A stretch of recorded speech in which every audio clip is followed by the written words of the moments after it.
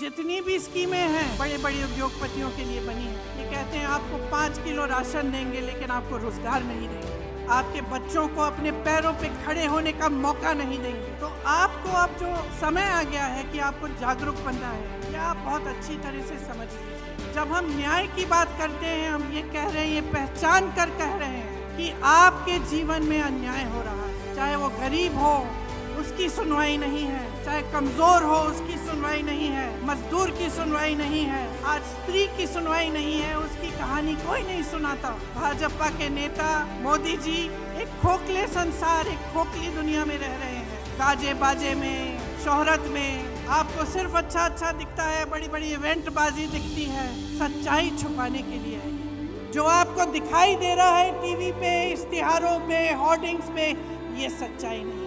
जो ये मोदी जी ने इवेंट बाजी बना रखी है, गाजा बाजा, ये सब जो लोग सोचते हैं कि धर्म के नाम पर, जाति के नाम पर या आपका ध्यान कहीं और आकर्षित करके गद्दी पर सुरक्षित रहेंगे, उनको सच्चाई दिखाइए। क्योंकि जब तक आप अपने अनुभव पर उतर कर अपना वोट नहीं देंगे, जब तक आप अपनी सच्चाई, अपने सत्य, अपने अनुभव के आधार पर इस देश के निर्माण को नहीं करवाएंगे, तब तक ये हालात बदलेंगे।